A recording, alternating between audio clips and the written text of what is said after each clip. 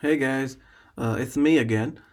This is in continuation for the previous video that I had made for the S3 CloudFront deployment using SSL.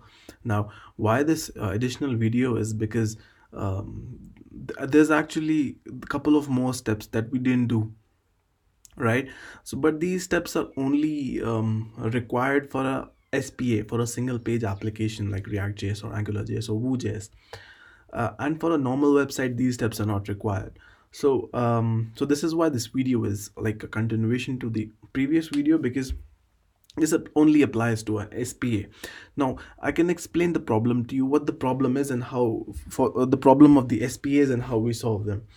So there's one problem that we still have. As you can see, my domain name for my portal.mussolini.com is now working right now, but there's a slight problem. The problem is that, since all of our application, basically all its routes and the pages live here, they live on the index.html file, right, or say the root file.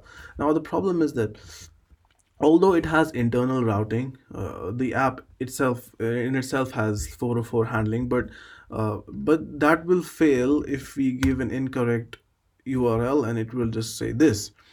Now that's the problem, because this is an incorrect URL, but we need our own application to handle this. So we need this page basically. So we need our React application to also handle our 404s, right? Our content not found status codes.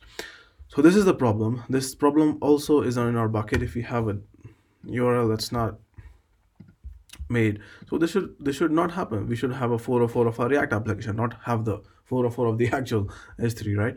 So this is the problem that we need to solve for SPAs.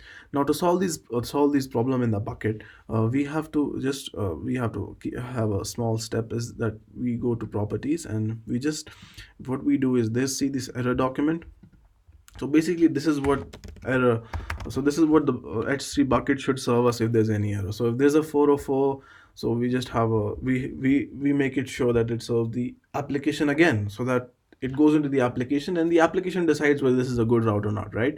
So this is what actually should happen. So we're just going to save this, right? So we have the index as the error. So if we now give a wrong, so now you see that now it goes to our application. So this is exactly how error handling in 404 should be taken care of in an SPA.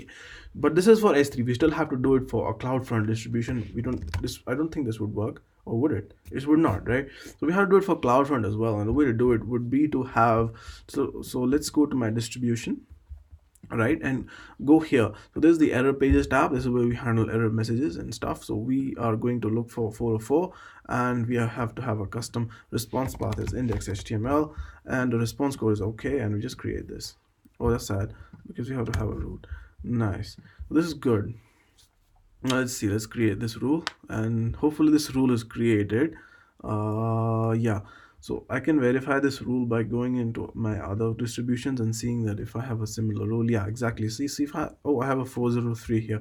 So probably because CloudFront throws me a 403 rather than a 404. I think that's why that we have to, yeah. So CloudFront throws me a 403, a forbidden status, instead of a 404. Although I'm really confused. Maybe, I mean, I'm not really sure if that's good convention, but it's CloudFront way of doing things. So we need to do that. I forgot about that. Sorry. So we have to handle 403 instead of 404, right? So let's see. Let's do that. Yeah. Yeah, so glad we actually checked the previous configuration. I wouldn't have remembered this. So yeah, that's it. So 403 and 200, and this should be good to go. Also, since I already we know about this pain, right? It's going to take a while before this gets populated. Anyway, let's just try it real quickly. If it's there, if it's not there, then we'll know it takes time. And oh, it's actually working. Oh, that's great. So actually this is working. We didn't have that 20-minute gap. So this is working, right? So, and this is basically all that we need to do for a React.js application, or for any SPA for that matter, and this will be all. So you heard a lot from me now. I think you'll probably be a lot more bored now, and I'll probably have to go now as well. So bye bye.